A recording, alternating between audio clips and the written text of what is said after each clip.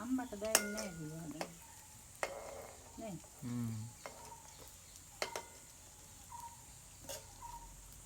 හදලා නැතුව ඒක මං ඉගෙන ගත්තේ නේ මෙහෙ කෙනෙකුගේ. නැත්නම් අපේ අම්මට ආත්මෙ කියන්නේ අම්මා. කැවුනේ නම්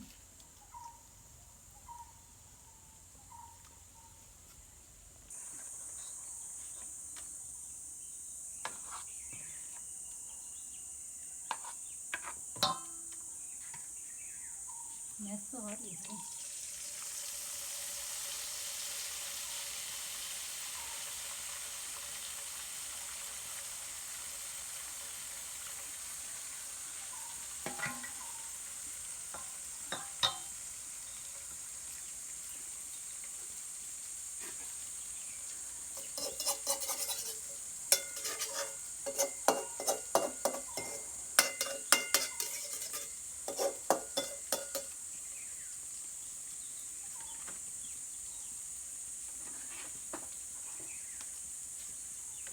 වෙනදම මේ වෙනකොට උයලා ඉවරයි.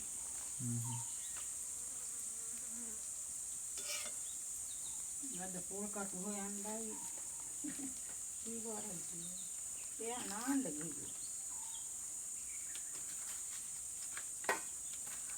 කොයි ගෙදරද දන්නවද? මේ පන්තල් ටිකක් තියෙන අර පරණ පන්තල. පාර යනකොට වහලවල ටිකක් තියෙනවා. ඒක ඉස්සරහම ගයක් තියෙන කොන්ක්‍රීට් එක දාලා යන්න උඩට.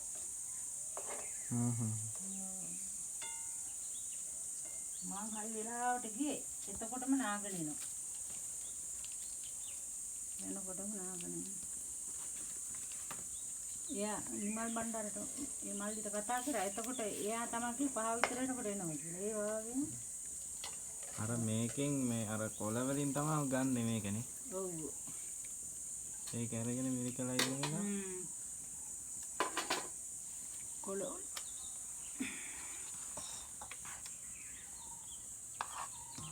ඒකෙන් තමයි මම දියන්නේ දියාරවටනේ. ඔව් ඒකෙන් තමයි වැක් කරන්නේ. කොළ කැටුනා. ඒකෙන් තමයි වැක් කරන්නේ. ඒකෙන් වැක් කරන්නේ මේ මෙලෙක්කට හිටින්නේ. හිටින්නේ ඒකෙන්. මෙලෙකට හිටින්නේ. ඊට පස්සේ ඕක දැන් මේ දවස් 10ක් තියන්න ඕනේද? ඔව් 5ක් 10ක් විතර තිබ්බම ඇති. දැන් අද එකයිනේ. ඔව් නේ. 10ක් විතර තිබ්බත්. ඊට පස්සේ බදිනවා. ආයෙත් බදිනවා. ඔව් ආයෙත් එලෙන් බදලා පැණි දානවා. හදලා දෙන්නම් කන්න. ඊට පස්සේ තමයි ආස්මේක හරියන්නේ නේ. ඔව්. ඒක තමයි හරියන්නේ. මේකට වඩා පිම්බිලා එනවා. දැන් මේක මෙහෙමනේ තියෙන්නේ. පිම්බිලා එනවා.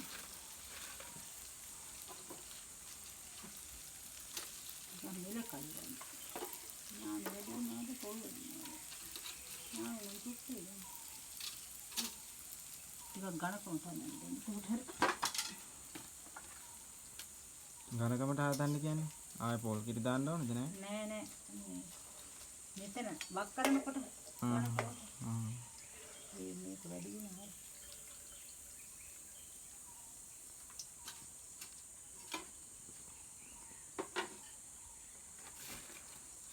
ඒ කොළ අපේ මේ කොළ වලට මොකද්ද කියන්නේ? කුරුදු කොළ ඔයාලක් තියෙනවද? කුරුදු කොළ නේ. ඔව් හොඳ කුරුදු කොළද? හොඳ එක නෙමෙයි අනික. අනිකනේ.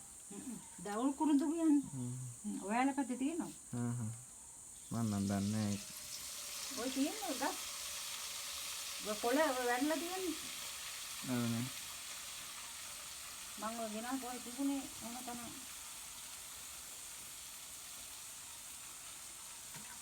ඔය තියෙන්නේ එතන. ඕමයි මහා ගහ දවුල් කුරුදු. ඉතින් ගහක් තියෙන්නේ.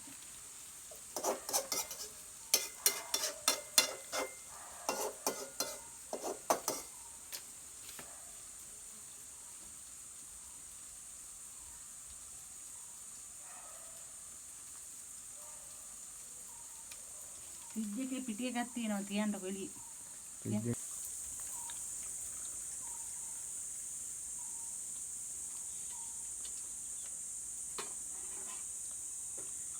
ටිකක් දාන්න ඕනේ මේ මිටි කිරිම දාන්න හොඳ නැහැ.